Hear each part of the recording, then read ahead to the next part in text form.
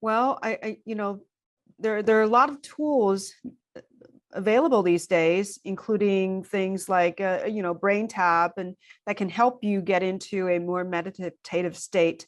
But even therapy, even talking with somebody about the issues that's keeping you lodged in a kind of stuck position, that's very helpful. It's true. The new frontier, as you know, as a physician, what we were taught in school about the brain was completely wrong, to be honest with you. Mm. There was no asserted effort that went into brain anatomy, how the brain functioned, how the mind interacts with the brain, consciousness. None of that was even part of the dialogue until very, very recently. And it was the advent of MRIs, which you and I love. You know, they may not be the healthiest thing in the world, but when you look at an MRI, you have a pretty good picture of what's happening in a person.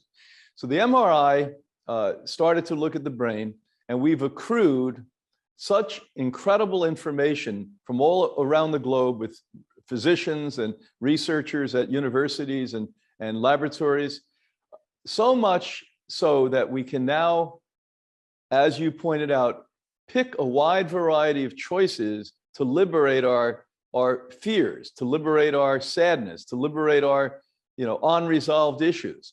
And we use a lot of technology here. As you pointed out, one of the most recent ones we brought in is Brain Tap, that actually, even if you try to resist, puts you in a state of relaxation that gets your immune system to work.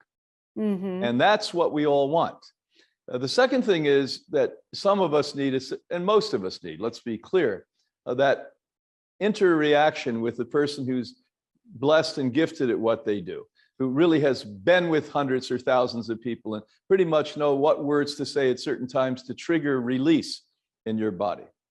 But, mood, music, and lighting, and all of these things. Right now, we have a world's renowned expert in residency here for 2 months teaching people about sound. And sound alone, you get into a room with frequencies. This goes back to the Monroe work in the 1960s and 70s. Monroe was at one point the president of NBC. And he had a wild idea in the 60s where he said, hey, let's use television to change the consciousness of people and improve their lives.